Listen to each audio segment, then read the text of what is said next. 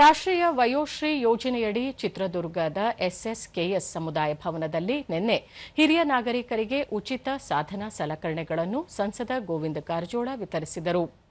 ಕೇಂದ್ರ ಸರ್ಕಾರದ ಸಾಮಾಜಿಕ ನ್ಯಾಯ ಮತ್ತು ಸಬಲೀಕರಣ ಸಚಿವಾಲಯ, ಸಾಮಾಜಿಕ ನ್ಯಾಯ ಮತ್ತು ಸಬಲೀಕರಣ ಇಲಾಖೆ, ಚಿತ್ರದುರ್ಗ ಜಿಲ್ಲಾಡಳಿತ ಹಾಗೂ ಅಲಿಂಕೋ ಸಂಸ್ಥೆ ಸಹಯೋಗದಲ್ಲಿ ಕಾರ್ಯಕ್ರಮ ಆಯೋಜಿಸಲಾಗಿತ್ತು.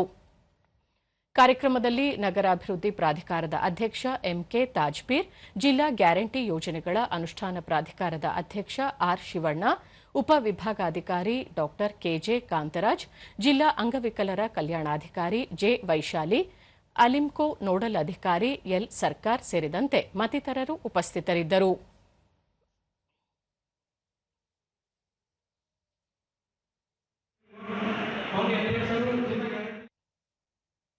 ಬಳಿಕ ಗೋವಿಂದ ಕಾರಜೋಳ, ಹಿರಿಯರು ವಯಸ್ಸಿನಲ್ಲಿ ದೊಡ್ಡವರು, ಜೊತೆಗೆ ಸಮಾಜದ ಜ್ಞಾನ ಮತ್ತು ಅನುಭವದ ಶ್ರೀಮಂತ ಭಂಡಾರವಾಗಿದ್ದಾರೆ.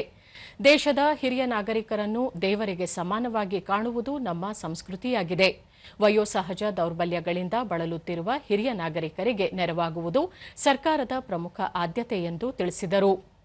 ಪ್ರಧಾನಿ ನರೇಂದ್ರ ಮೋದಿ ಅವರು ಹಿರಿಯ ನಾಗರಿಕರ ಬಗ್ಗೆ ಅಪಾರ ಕಾಳಜಿ ಮತ್ತು ಗೌರವ ಹೊಂದಿದ್ದಾರೆ.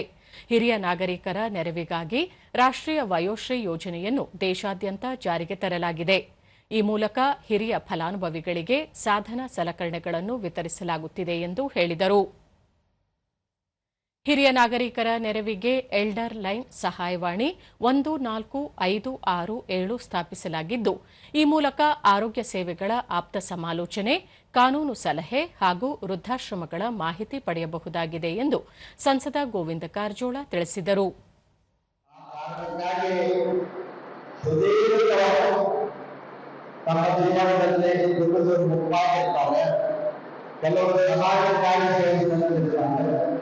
ಕೆಲವರು ತಮ್ಮ ಕುಟುಂಬದ ಏಳ್ಗೆಗಾಗಿ ಶ್ರಮಿಸಿರ್ತಾರೆ.